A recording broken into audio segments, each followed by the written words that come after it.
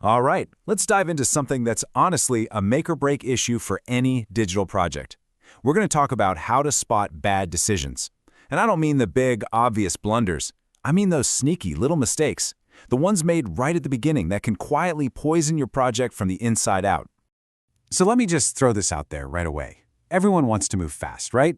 Be agile, beat the competition to market. It's the mantra we all live by. But what if that instinct, that constant push for speed, what if that's actually the single biggest mistake you're making? And that's what makes this so tough. You see, the really bad decisions, they don't show up with a big flashing red light. No, they show up disguised as progress. They're like a Trojan horse. They look smart, they feel efficient, and boy, do they help you hit that launch date. But what you don't see is what's hidden inside, a cost that just keeps growing and growing. Okay, so let's talk about that cost. What is the real price you pay for these little missteps at the start? You might be surprised. It's probably a lot bigger than you think. You know that initial budget, the one to get version 1 out the door? Yeah, that's just the tip of the iceberg. The real cost, the thing that actually sinks projects, is all the stuff that comes after the launch. It's not a big explosion, it's more like a slow, quiet death by 1,000 cuts that happens over months, sometimes even years. And believe me, these costs, they snowball. So instead of scaling up your successful product, you end up just rebuilding it. Your most talented people, they're not creating new features, they're busy patching holes in a leaky boat. You spend your meetings explaining technical debt, which is really just a fancy way of saying we have to redo work because we took a shortcut earlier instead of talking about growth. And your whole system becomes so stiff and brittle that making any change is a total nightmare. We're not just talking about money here. We're talking about lost time, lost momentum, and lost opportunities. Okay, so the price is huge. We get that.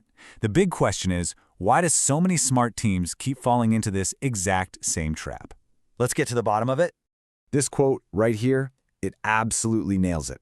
See, most projects don't fail because the team isn't skilled enough. They fail because the goal is wrong. The whole system is set up to reward delivery, just getting something out the door, instead of rewarding good outcomes. It's all about hitting a date, not asking, hey, is this thing we're building actually going to work a year from now? So you can really see the two different worlds here. On one side, you've got your typical agency laser-focused on delivery. Their main metric for success? Hitting that launch date. And the result? Sure, it works on day 1, but by day 100, it's a fragile, expensive mess. But then, you've got the strategic partner on the other side. Their focus isn't just delivery, it's the decisions behind it.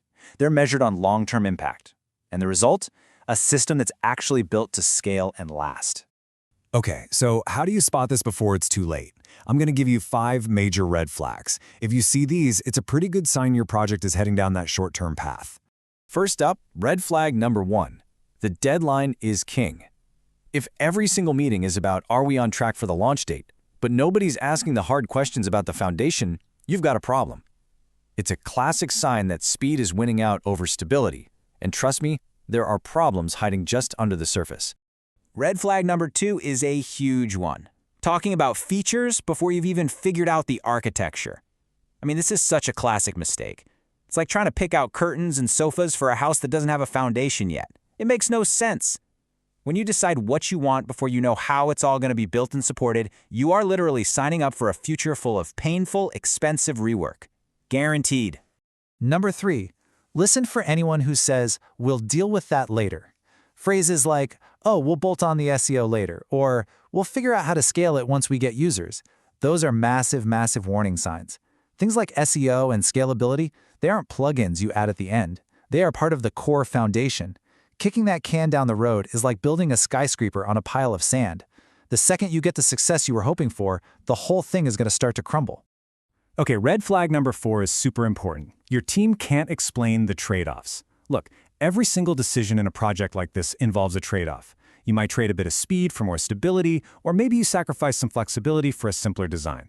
If you ask your team, okay, what's the downside of doing it this way, and they can't give you a clear answer, that's a huge problem. It probably means they don't actually understand the real consequences of their own choices. And the 5th and final red flag, making too many permanent choices way too early. Listen, nobody expects you to make perfect decisions on day 1. That's impossible. The real goal is to make decisions that you can change later if you need to.